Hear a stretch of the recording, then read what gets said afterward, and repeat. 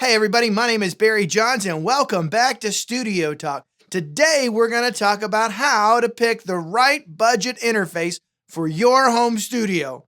And I freaking love pizza. Let's get to it.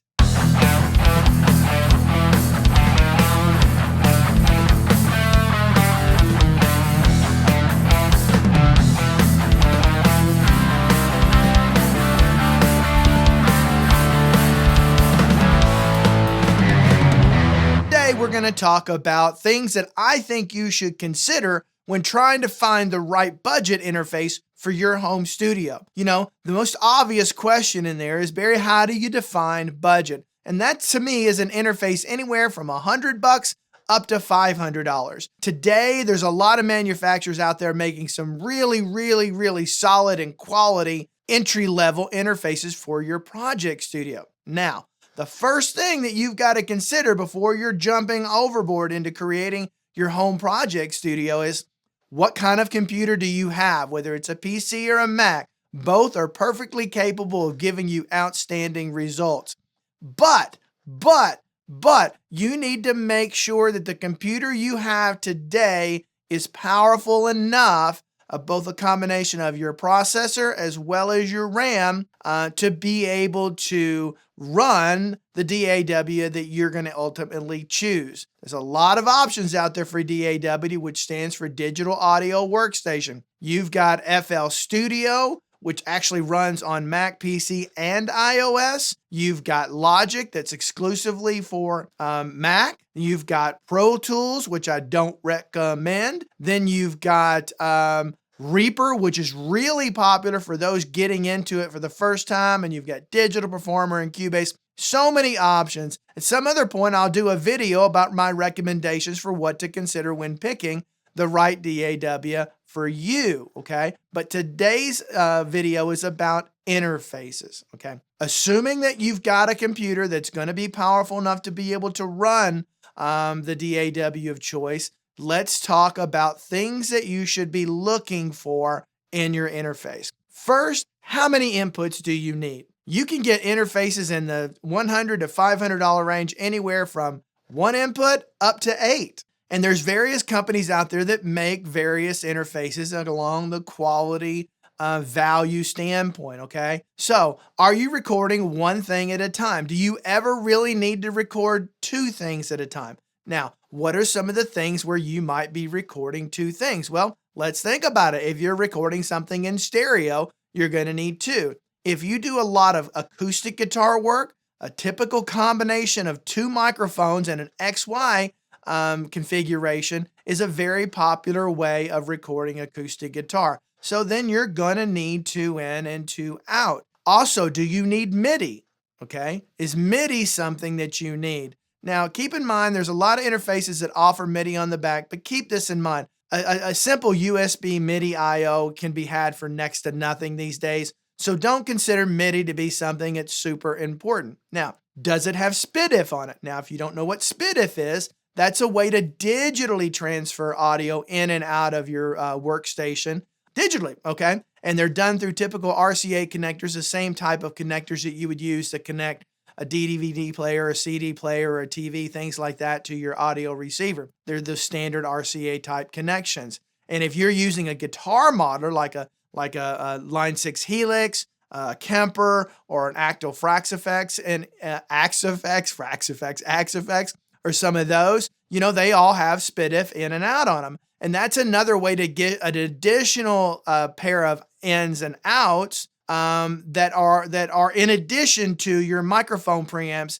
So if you have that, and if you want to do that, that's something to look for as well, because you're not having to convert that digital modeler example from digital back to analog when you're going in and out of your DAW. You can keep it all digital and retain the quality of the sound. So if you're ever later on going to find yourself needing to record more than the 2 in and out or whatever configuration you have, ADAT I/O is something that you can find on some interfaces in that price range. A lot of them aren't going to have that. So what is ADAT? ADAT is similar to what we just talked about with SPDIF, where you can transfer digitally in and out without having to go through the analog to digital converters of your I/O or utilize any inputs or outputs on the interface that you have. So ADAT was invented by Alesis a long time ago when they invented their ADAT recorders or 8-track recorders. They were some of the first digital hardware recorders out there that started back in the 90s. I happen to have had one back then.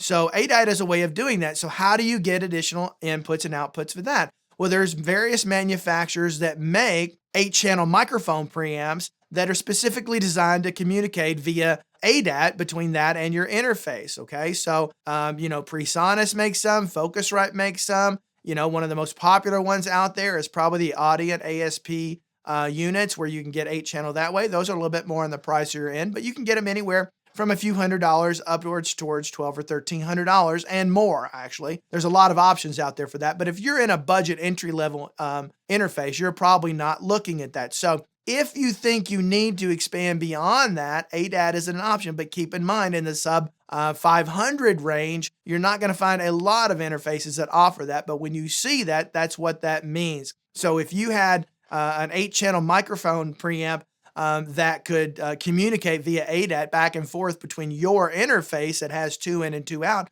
what that would do is in effect give you 10 ins and outs, 8 via ADAT and 2 via the microphone combi, quarter-inch combi connectors on your interface. Now, that comes in handy because 10 tracks, being able to record 10 things at one time, is a way to get into recording live drums. And so that's something, if you think you're going to record live drums at some point, ADAT is something you're most likely going to want to consider. Now, another thing to keep in mind too is a lot of sub $500 interfaces are the traditional USB. There are a few out there. Actually, Universal Audio just released their Volt series, which is USB-C. Now, what is the difference between some of those? You've got your older USB standard that doesn't allow data to transfer back and forth via that connection between your computer and your interface. Typically, if you're only doing 2 I/O at a time, traditional USB is not a problem. But if you can find an interface that offers USB-C, that's going to be a better choice for you. It's going to get data in and out. In other words, your audio in and out of your computer, between your interface and your computer, much more consistently without ever having to drop any of that signal. It's going to be way more reliable. And a lot of computers today come with USB-C as some of the main ports on it. So if you can do that, you want to look into that.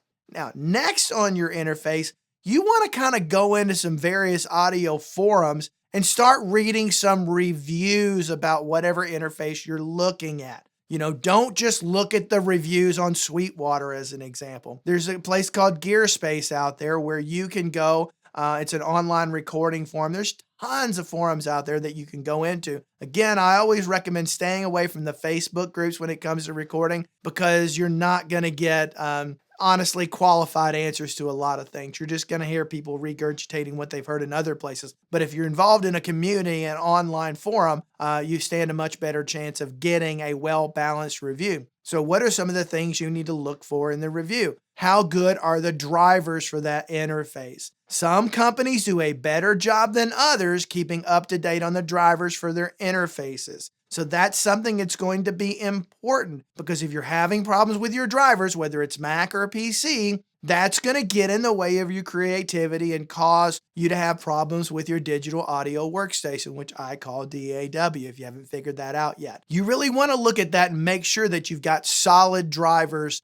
for whatever interface you're looking at. Next, you need to consider whether you're going to buy new or used. I'm a huge fan. I said freaking huge fan of buying used, because you can typically get way more value for your money buying used. That's why a site like reverb.com is a friend of yours. Not only can you look and see what they're selling for today, but you can also go in and choose under your filter under sold items, so you can see what they've historically sold for over the last 6 months to a year, to give you a good idea of what you should expect to pay. But if you can, you're going to get more bang for your buck buying used versus new. I strongly recommend and encourage that. Obviously, in the past, I would say one of the things you need to consider are the quality of the analog to digital converters. And although that's still important today, it's nowhere near as important as it used to be. We have come so far, the industry has come so far in developing high quality analog to digital converters that that's no longer a factor as much as it used to be. And so I wouldn't get too hung up on that. Again, I would go into some forums and get some reviews and see what people have to say. Back to microphone preamps. Quality of microphone preamps on entry-level units, i.e. budget units,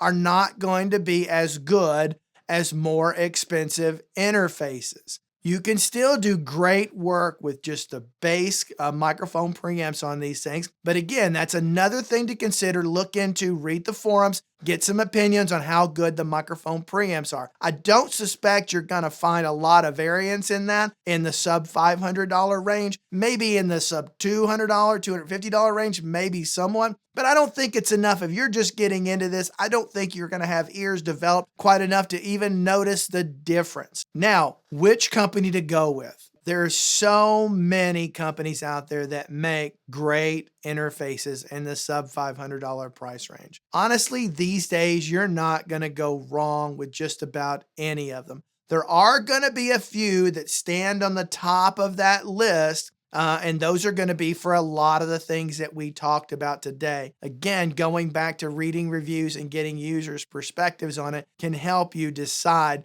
The driver situation is an important thing. All these things can drive it. But some of the companies that stand out to me, and I know I'm not going to put everything on this list. Somebody's going to leave a comment saying, you forgot this one or that one, and I understand, and you're probably going to be right. But RME, if you can get up to an RME interface in the price range for this, I strongly encourage you to do that. Motu also makes some very, very, very good interfaces in that price range. Steinberg has some that are pretty good. Again, I did a recent overview of Universal Audio's Volt, although I haven't heard them myself, but I've heard examples of it, and they sound pretty good to me. So I think you can look into that. But there's going to be a lot of choices in that price range that you've got to choose from. So I hope this has been somewhat helpful for you. These are the things you've got to consider. Put your comments below if you have any other questions. I'll try to address them at a later point. So until next time, have a great day.